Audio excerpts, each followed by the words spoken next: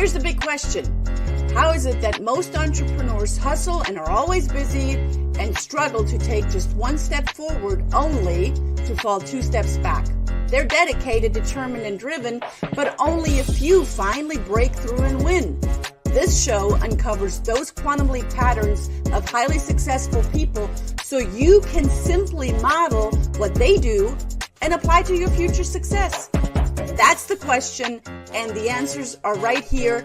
My name is Brigitte Höfele, and this is the Success Patterns Show.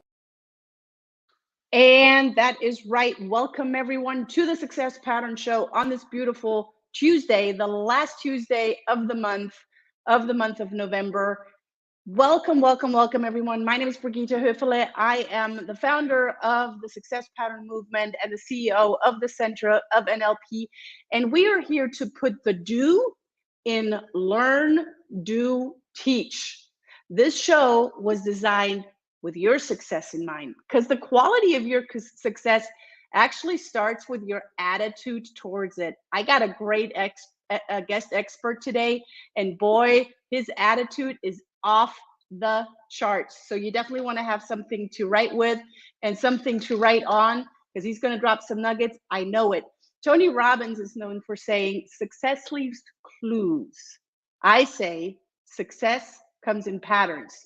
And a pattern, a definition of a pattern, is an example for others to follow, because when we can decode patterns that led to success of our guest experts, then you can actually encode it into your own life for your own success starting right now, today. As humans, we are hardwired for hands-on application by a living teacher. That's where our guest experts come in.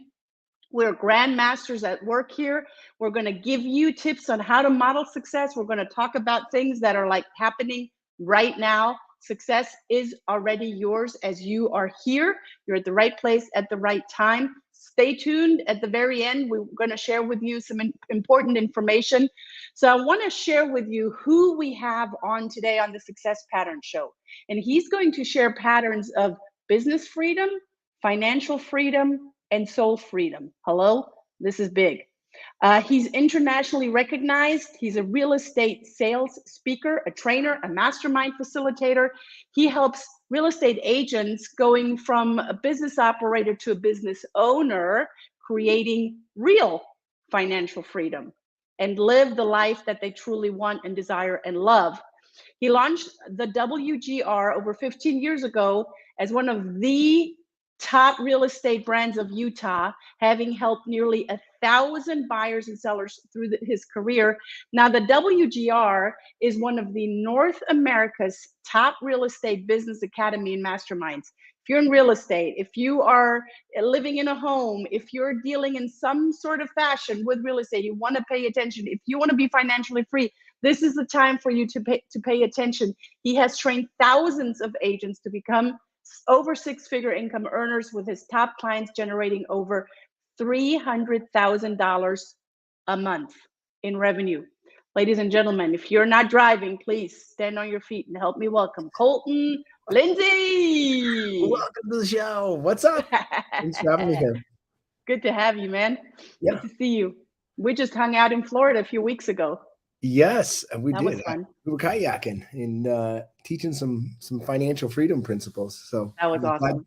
Glad to have you there. I was just it's cool to see you in your show, Success Patterns. It's cool to see the fruits of these patterns that have been implemented and how it comes to really collaboration in serving others. So I'm just thankful to be here. Yeah, I agree with you. And it starts out, if we surround ourselves with leaders that are too good for that, or too whatever, fill in the blank, then those are not the people that you or I want to surround ourselves with. You've done an incredible job in creating a culture within your company and the people that you work with and the people that seek your guidance and advice. Talk to me about how you create such great company culture. Well, I think by having created such horrible culture previously, right? Knowing what doesn't work, knowing the pattern that creates fruit that I don't enjoy. I just realized that there's one pattern I personally haven't been able to figure out. And it's a thirst that someone has to go just create life on their terms. I just don't know how to teach that thirst for whatever reason. I can teach the patterns that come after the thirst, but the thirst itself. So what I do is I look for people that are A-team, that are thirsty, that are coachable. They ask for feedback. They show up. They say, what else can I do? How else can I add value? These are the type of people their thirst is so strong. They're going to be successful with or without me in their life. Now, if I can have them in my world and I can compress time by teaching them the patterns, the success patterns that will move them there quicker, that's what I look for. So I've just focused on building a culture full of 18 people with my towards values. And I use the way values to say, hey, look, we're staying away from consistent, inappropriate drama, consistent, inappropriate blame, consistent, inappropriate entitlement, consistent, inappropriate lack of authenticity, dishonesty. And I just make it very clear on what I'll tolerate or not tolerate in my world. And I don't do it based on what people pay me. I do it based on how I will emotionally experience the moment. Because to me, time is not money. Time equals emotion. We can unpack so many things of what you just said. The thirst, it's almost like the tenacity. I like to teach in corporations that I go into, HR or other large teams. There are some things that people come equipped with. They are not necessarily a tangible skill that you can teach. And a company culture, just like you have created out of necessity, out of, feedback of what I want to move away from and what I want to move towards to, which is actually an NLP strategy, moving away from moving towards to, is you are attracting the people that have that thirst, because it cannot. I don't think as you're asking that and as you're saying that, I'm thinking, I don't know how to teach that. You either have it or you don't. Right. That's what I was hoping you would teach me how to teach that, because thus far in my career, that's the one. I teach so many patterns: business freedom patterns, financial freedom patterns, soul freedom patterns, relationship patterns, happiness patterns, like all these patterns. I haven't been able to teach that thirst pattern. And I don't know why some people have it and some people don't. It'd be great to do some research on that. And if someone could teach me, I would love to know what that is. I want to go on that journey. Now, you are that person, right? I mean, you are in persona, you are your own avatar, you are your For own sure. target market. How did you become thirsty? Well, it's interesting. Like, I would like to say that it's always been inside of me. When we're children, things happen to us and we make decisions from a child's point of view. And all of us at some point make the decision that I'm not enough, I'm not lovable. How we choose to respond to I'm not enough is what will dictate a lot of that. So how I chose to respond to it kind of by chance was, well, shoot, I want to be enough. So how can I be enough? I got to go work hard. I got to go achieve. I got to go prove myself. And so I created this work ethic inside of me to just get results, to always create or find a way. And as I've done that, I learned, well, one, I've quickly learned how to create financial freedom, because I'd heard when my mentors, Doug Nelson, say, hey, wealthy people go on vacation for a season, average people go on vacation for a week. And I was like, well, shoot, I want to be wealthy. I want to go on vacation for a season. What I didn't understand, though, at that time is that was just a financial pattern. It wasn't a happiness pattern. It wasn't a fulfillment pattern. And so as I've just gone on this journey, I've just been constantly finding other people that are living the physical reality that I would like to live, and dissecting what patterns that they're living and just implementing them in my life and into my nervous system. Yeah. But so you said a few things, and one of the things that you said was that was a choice. And I agree with you. During our imprint phase, when we're little, we experience things and they shape us. They shape us in a good way, in a bad way. Unfortunately, and I want to know more about the household that you grew up in. Unfortunately, a lot of parents are just so overwhelmed with parenting all in itself, and they're so overwhelmed with their own stuff and their own baggage and their own limiting beliefs that they, without knowing, they don't mean to, but they just don't know any better. They pass on their own baggage, their own stuff to their children. And now, as children, we don't see that we have a choice. It's just, that's who I am. right? Right. And often, I'm going to say 98% of the time, we find ourselves growing up at effect and not at cause. And when Yes. you're in effect, then you're the victim. Oh, woe is me. This is what's happening to me. We don't see choice. But when you're coming from a place of at cause, you are now the creator of your reality. Now you do have a choice. You do see opportunities. You do see possibilities. So how was that household growing up, Colton? So I had my parents. Well, I'll give you this. My mom worked for an actual real estate office, so I think this gave me a leg up in like, hey, I want to be in real estate growing up. But she was a secretary for 43 years, and my dad he worked at the gas company, natural gas company, for 40 something years. So they worked at a company and stayed that kind of even growth their entire life. But money was not talked about in our house. In fact, that was probably what my parents fought about the most was money, Mm. financial challenges. And I remember one of the first times that I had made that decision that I'm not enough for my parents. It was over money in a sense. They were building a brand new house. It was in the had to be right around 1990. So interest rates were going up. They were higher at that time, and rates had gone up while they were in the middle of construction. And they were in their late 20s, and I can now see that they were overwhelmed and stressed financially, kind of what we're seeing in today's economy, today's market, with a lot of business owners with the contraction of the economy. And I had went upstairs into my bedroom that was soon to be my new bedroom, and I spilled red punch on the carpet and stained the carpet, and they just lost it. Mm. Back then, it was okay for parents to whoop their kids' ass a little bit, and I got my ass whooped. But looking back now, I can say, hey, it's not because they wanted to hurt me. They literally they were overwhelmed. They were full of anxiety. Their literal fight or flight in their brainstem was firing off. And that was how their patterns had been created to protect from that moment. So going forward, I just was always hearing how, we'll go to dinner on Monday night because kids eat free that night. Or my mom would always make sure everyone took leftovers home so that we weren't wasting the food. I always had to clean my plate because we couldn't waste food. I remember my mom saying, hey, if you don't eat all your dinner, I'll put it in your pants, right? Like as a threat. Rich people screw people over. Money doesn't grow on trees.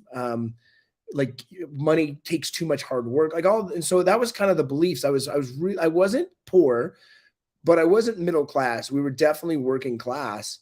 And so I had working class beliefs, and I didn't know how to spend money differently. I didn't know how to earn money differently. So I had to relearn all those programs. But I would say that one of the gifts is my mom, as she was a secretary of the real estate company, I remember a real estate agent drove a red Hummer. So to me, a red Hummer meant money, right? Like that guy's got something figured out. So I knew I had to get into real estate. I knew that traditional school wasn't for me. I did graduate from college, but it was more out of like making my mom happy more than like I was going to take a traditional career route. So I had to unwind comfort, I think is a good way to put it. See, when you're poor, you don't have comfort. So there's almost nothing to lose if you just go for it. Whereas when you're kind of working class, you've got comfort. Like I always had a Christmas present. I always had food. So it's not like I ever lacked, but I wasn't flying first class to Disneyland. I was never flying anywhere. We weren't flying. We were road tripping to Yellowstone. Right. So I had to relearn that. I had to find out what patterns worked, and I had to put them into my nervous system.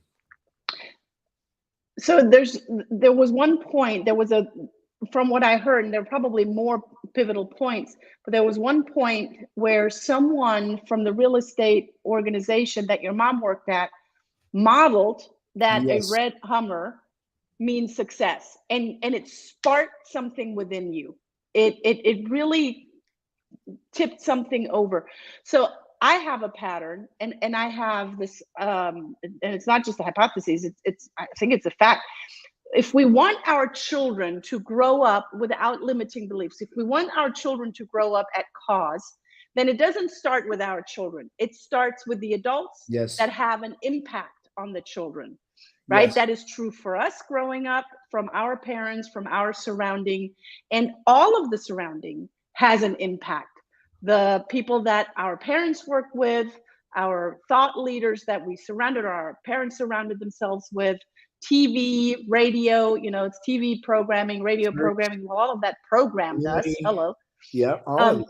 you know, Friends, teachers, and we as in this very sensitive period of our imprint phase, we're taking that on. Where was that the pivotal moment when you saw that red Hummer? You know what? I don't know if there was one pivotal moment. I think there was many pivotal epiphanies along the way.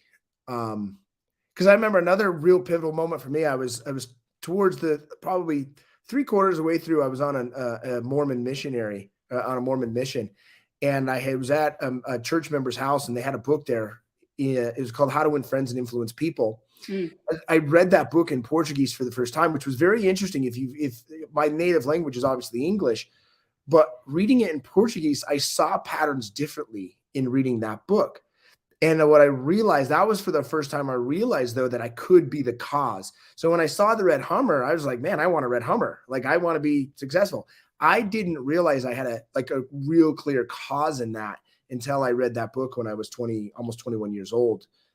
How to Win Friends and Influence People. So when I read that book, like, I just started taking bits and pieces from it. I remember I took the missionaries that I led at the time to this called the Rodizio Pizzeria. So basically they just take pizza and bring it around, right? And so I took everyone there, and I was just practicing there what I was learning from that book. And I remember the person that kept bringing the pizza around kept giving me 2 slices of pizza while everyone else got 1 slice of pizza. I was like, shit, this thing works. Like, so I started just playing with it and toying with it. And then a little while later, I read Think and Grow Rich. I read Psycho-Cybernetics. I started writing all this. I started studying, NLPs, going all down this rabbit hole of wait a second, if I am the creator, what do I want to create, and how do I optimize this? So it's interesting. Go ahead. How did that, when you say, because I come from a very religious family, when you say I am the creator, how did that kind of flow with the religion that you grew up in and even your family?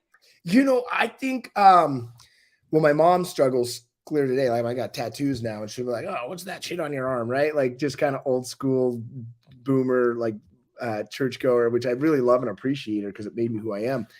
But the interesting thing about the Mormon church was they actually have this belief that they're children of God and that they can become God's inherent kingdom. So this idea that I could be a God in a sense, I know that's kind of like over the top, but that I could actually be a God was implanted into my brain at a very young age, that's what I was working towards already. So it wasn't strange for me personally. I think what was strange, I remember when I consciously stopped going to church, wasn't anything against what the church taught, is I realized that the people that were there were living physical lives that I didn't want to live. I didn't want to end up living the way that they were living. So I wanted to go spend time with people that were living the way I wanted to live. So there was another conscious decision. That was a very conscious decision. Yeah. Would you say that the family that you stayed with, the missions family that you stayed with in Portugal, was that first, like, pushing that first domino in the self-development arena with that book? Oh, the Mormon missionary itself was pushing that, because every day part of what they taught is they taught us to get up at 6 o'clock, plan your schedule for the day, study for what you're going to go teach to the people that day, go knocking doors, proselyting, which is prospecting, right? Set up appointments and give a presentation about the church, invite people, sell it. So, I mean, that entire thing taught me a pattern of cells. I mean, there wasn't just one. Those 2 years were life-changing for me. I never seen it that way that you just pronounced it and put it into a very clear flow. Man, when you can knock on doors daily, on I don't know how many doors do you knock on? 3 years. So for 2 years, I had to walk everywhere. So every day I would just go knock on doors, and I would cold door knock people talking about the Mormon church and Jesus Christ. So when someone can knock on doors and do that over 2 years, you can do anything. So true. It did make me decide after my mission, though, I was never going to go knock doors for whatever I did in the future. I was going straight to phone calls at that point.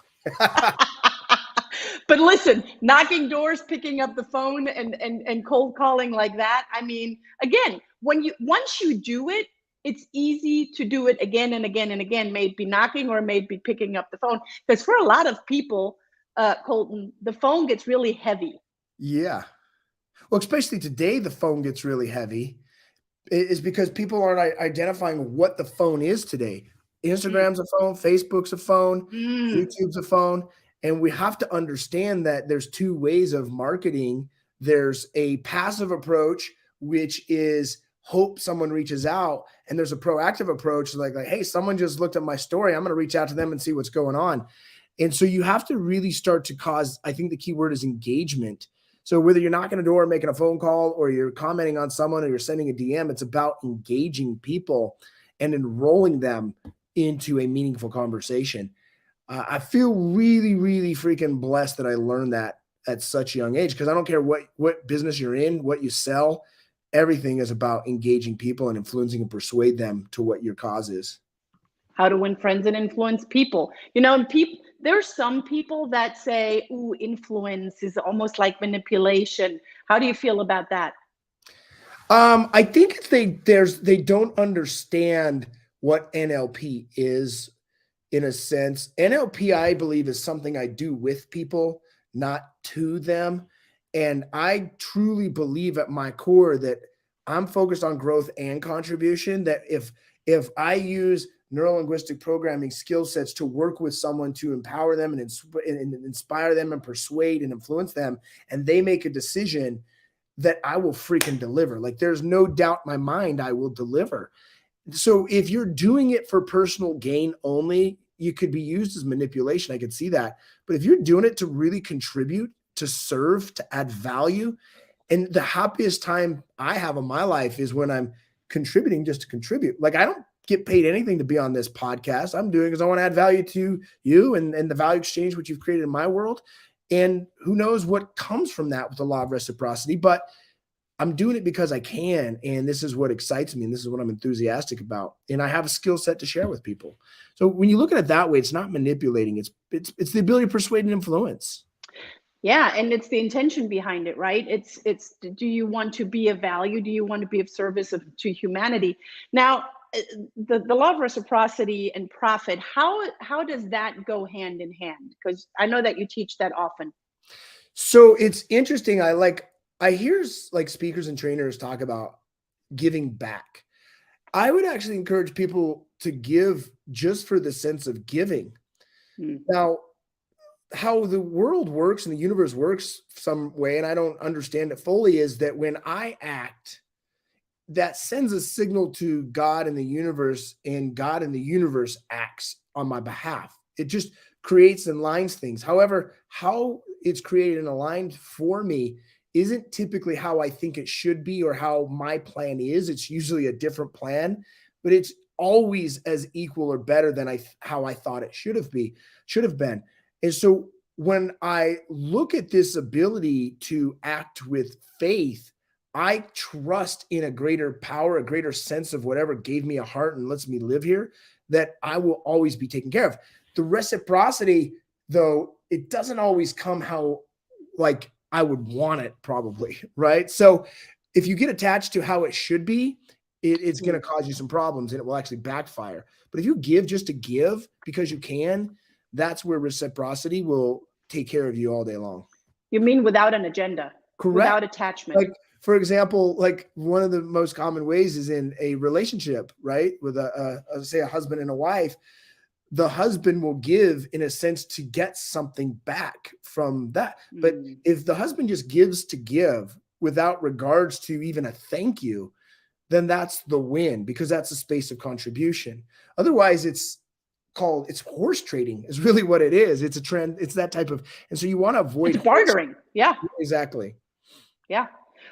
Before the show started, we talked about, the real estate market right now as it is November 29th, 2022, and the cash flow management that is connected to it.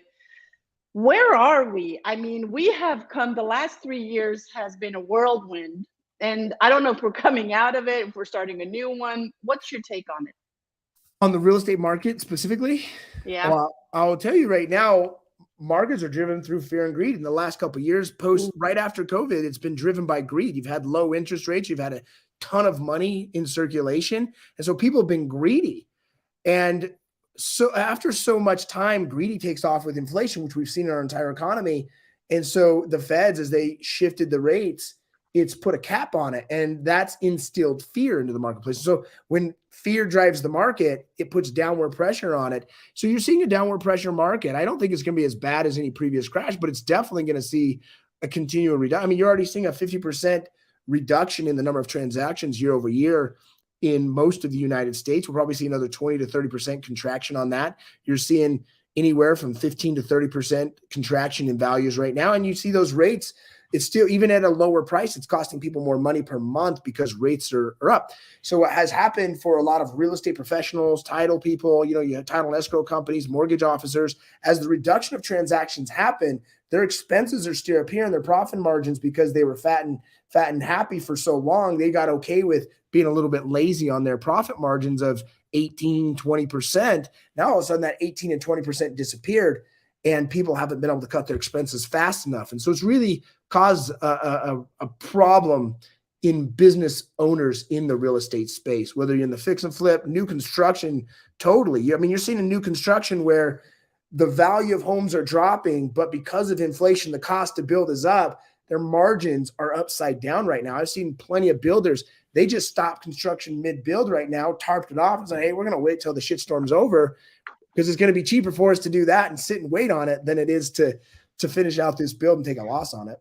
So what's the overall challenge in people that are facing this problem right now, that they're not good in forecasting, that they're not good in putting their little sheep in other baskets, or their little eggs in other baskets, that they just have them in one? Well, I think there's so many. I think the number one thing is right now people are being tested psychologically and emotionally. When the market's good, you feel good. When the market's down, it's easy to feel bad. And when this is how the whole law of attraction works.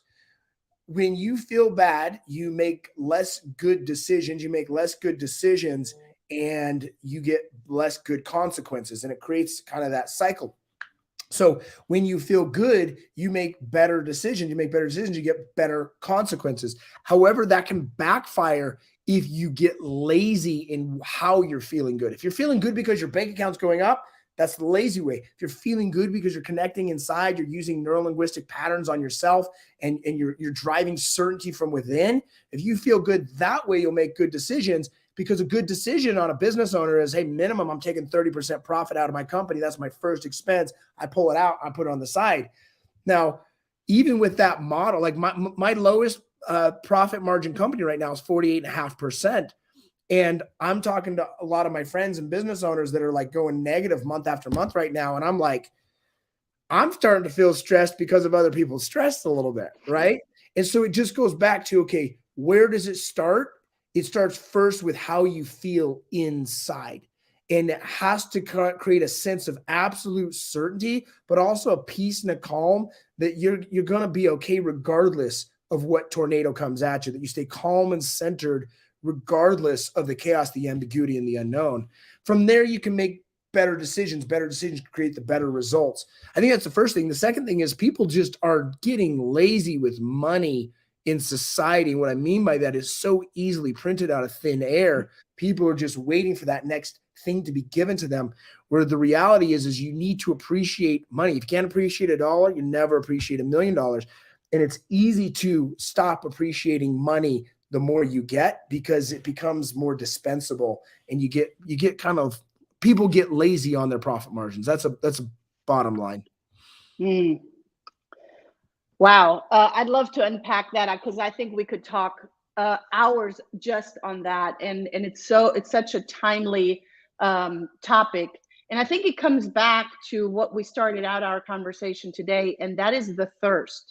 But the thirst has got to be planned, or the thirsty people got to plan out well.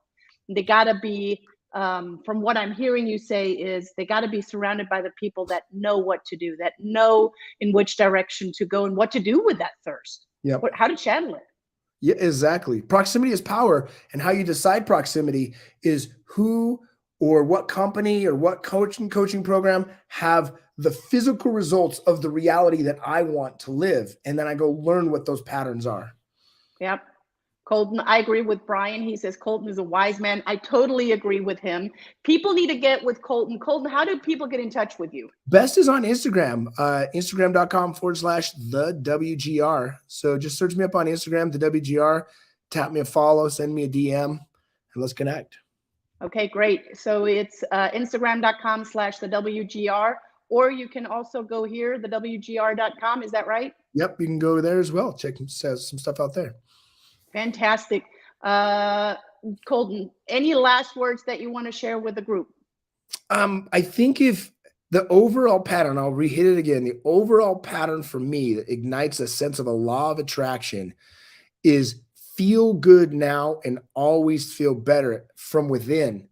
From there, I make better decisions. I get better consequences. With better consequences shows up better opportunities for me to take action on. That's how the whole law of attraction works. Love it. Those were wise words from a wise man. Guys, get with Colton Lindsay, the WGR.com, or find him on Instagram, the WGR. Thank you, Colton, for taking the time to be here. Thank you guys for tuning in.